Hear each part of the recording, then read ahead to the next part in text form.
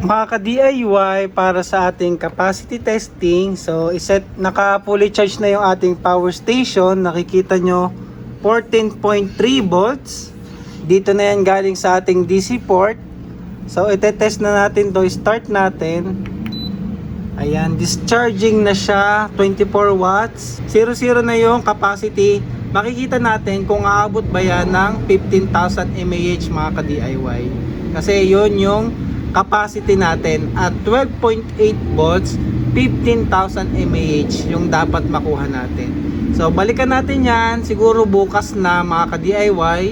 Oo, kasi gabi na ngayon. Bukas na to. Update ko kayo kung ilan yung actual capacity na makukuha natin. So ayan na yung ating latest na solar power bank. Mga ka-DIY, after 7 hours and 38 minutes, so ito na po yung ating resulta ng ating capacity testing.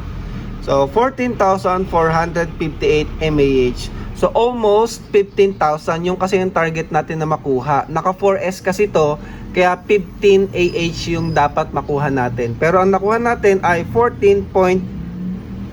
So okay na yon kasi may BMS yan mga ka-DIY. Hindi tayo nakarekta sa battery, kaya malamang magka-cut off yung ating BMS. Pero goods na goods pa rin. Goods na goods pa rin kasi almost 15 AH. So legit naman yung kanyang battery capacity. So makikita nyo 0%. Ngayon i-charge naman natin siya via solar para makita natin charging natin via solar mga ka-DIY. And then later buksan naman natin siya. So ayan mga ka-DIY, yan yung ating foldable na solar panel, 80 watts. Ngayon ay medyo maaga pa kaya yung araw natin ay nasa mababa pa. Mamaya pa yung tataas mga ka-DIY.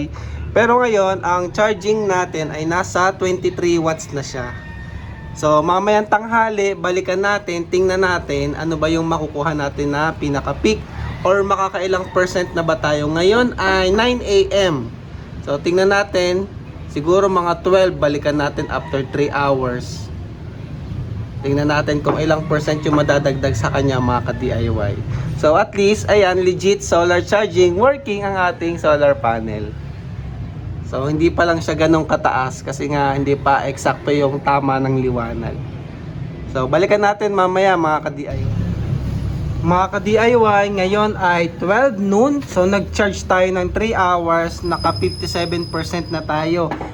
Kasama pa dyan yung kulimlim. So hindi na tayo nag-charge kasi ayun na yung ulan.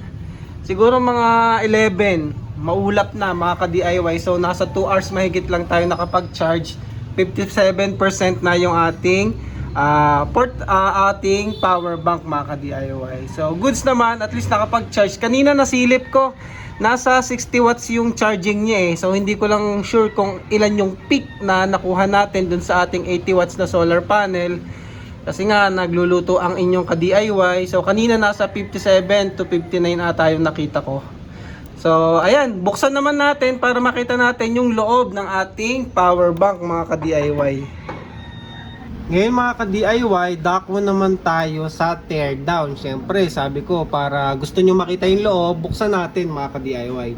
So, meron tong 4 na tornilyo, nagtatago dito.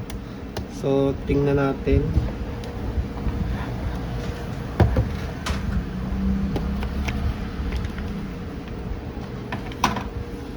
Usually dito nagtatago ang tornilyo sa paa.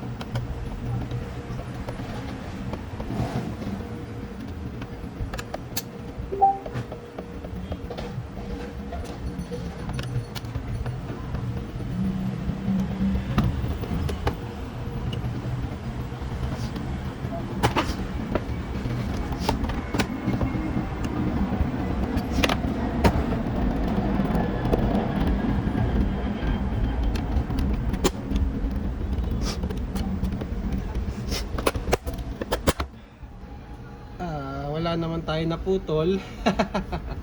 So ayun, ipapry lang natin yung lock sa gilid. At ayun na nga, nakatornilyo lang siya mga ka-DIY. So mukhang 33 140 yung cells na gamit dito. Kagaya ng mga ginamit natin before nung gumawa tayo ng DIY power station. Tingin ko yun din yung cells na gamit dito. Kasi nga 15 AH mga ka-DIY. So 4 na piraso nun, 60,000 mAh, 3.2 volts.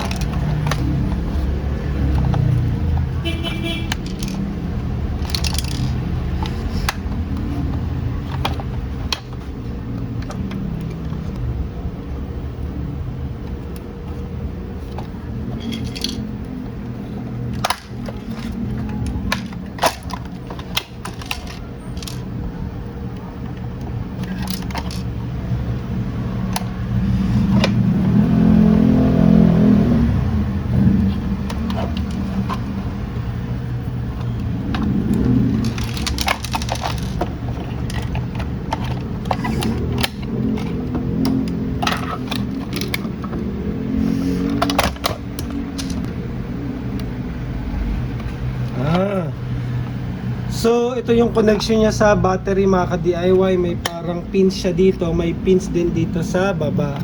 Tapos ayun, may wire lang sa ilaw. So ayan na siya mga ka-DIY. So custom board naman siya. Ayan, nakadikit. So ayun lang, ito na yung pinaka battery. Tapos may inductor dito na malaki. Ito yung nag-iinit eh. So ayan, ayan na yung loob niya mga ka-DIY. At ayan, ito yung cells. Makikita natin nakalagay dito ay 32140. O yun nga, usually 15 AH. So legit talaga yung battery na gamit niya dito mga ka-DIY. So ayan na lang muna para sa video na to mga ka-DIY. So na-test na natin yung capacity, solar charging, at na-tear down na rin natin. Meron na rin siyang ano dito no, NTC, so temperature sensor. So goods na goods talaga yung power bank na to mga ka-DIY. So ibalik ko na to. Sana hindi ko nasira. Sana gumana pa mga ka-DIY. And then ayun, maraming salamat and thank you for watching. Kung interested kayo, check nyo na lang sa baba ng screen yung link kung saan to mabibili. So yun lang, maraming salamat mga ka-DIY and thank you for watching.